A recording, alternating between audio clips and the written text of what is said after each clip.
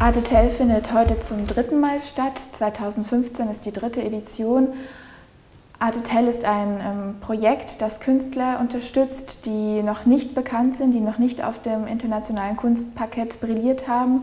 Die Bandbreite an künstlerischen Ausdrucksformen ist dieses Jahr enorm groß, wobei letztes Jahr und davor war es auch so, das spiegelt einfach nur das aktuelle Kunstgeschehen wider, das Kunstschaffen der Künstler, die verschiedene Medien miteinander vermengen, verquicken und durchaus aber auch auf traditionelle Kunstgattungen zurückgreifen. Aber diese Melange aus verschiedenen Stilen und aus verschiedenen künstlerischen Ansätzen zeichnet die Kunstschaffenden heute aus. I started with equivalence. I started with supposed price between the handmade work and the frames and the idea and what could cost one of these pieces, no? It's a reference only. So that's the starting point. So I made the relationships and the equivalences. There is 3 references, no? In cocaine, bullets, and minimum wage.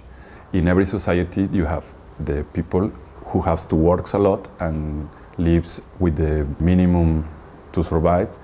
There is the violence through the police, through the gangs. In the other hand, is how much money do you have in these 2 situations, and how it could represent in drugs. That took me to make a sculpture. It was like some jewelry. Now we have these bullets to be admired, and that's the contradiction, how something it's not being created to be art, so now you have it and you can admire.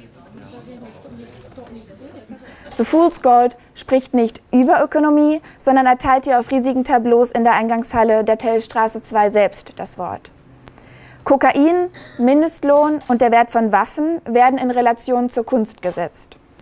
Dabei operiert Rebolledo nicht weniger mit den Mitteln der Kritik, als vielmehr mit der Bedeutungsverschiebung. My starting point for this photographic series was pretty much based from my childhood. I grew up in different countries and cities throughout the world, and I was really inspired by the landscape and the surroundings. The title itself is about, it's not a place, it's a placeless scene. The images does not exist in reality, and that's where the title came from. Also a play on word as well. It's, you know, spelled K-N-O-W, as you know, but, you know, so on. So, yeah, I just want the viewers to look at the title to get an idea of what the work is all about. Ohnehin geht es der Künstlerin nicht um die Identifizierbarkeit eines Ortes, sondern um dessen ästhetischen, bildnerischen Ausdruck. Exaktheit und Unbestimmtheit sind die Pole, zwischen denen diese Fotoserie oszilliert. This photographic series is an ongoing project, and I guess I will keep on exploring the same theme and how I feel within my surrounded landscape. I always will question wherever I am, so this work doesn't stop here. Okay. Since I've living and studying in Germany, I was so fascinated to visit the dominant European museums. Slowly I get such desire to participate as an artist, not just a single visitor. So I pull out my hair, which is never imposing at all. You know, the single hair is just nothing in huge rooms. I pull out my hair and I put that on the floor or wherever I can put the hair, on the wall or even on the artworks. That was the beginning of this photo series. So it's like vandalism, but it's unharmful. Yeah. It can be another type of museum selfie, you know, today's people taking selfies in museums. Yeah, it's another type of museum selfie, I would say. This work is called The Jealousy of the Form, and it was born from the study of sad areas in northern city whose identity was increases because of the economy changed from plow to industry. So in that period, especially in the 90s, there was this party of Lega Lombarda, rightist party, that started to use ancient symbols like the sun of the Alps in order to demonstrate a Nordic and Celtic progeny of these people. So they gave them a new identity.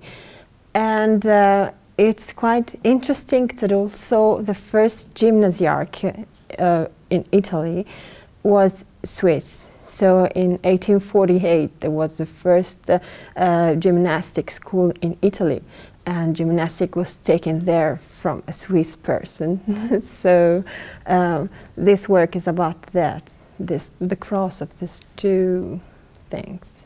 Thought about this title especially because of this need to find a new identity, a Nordic identity. So there are many little farmers in Italy that take their money to Swiss banks, for example.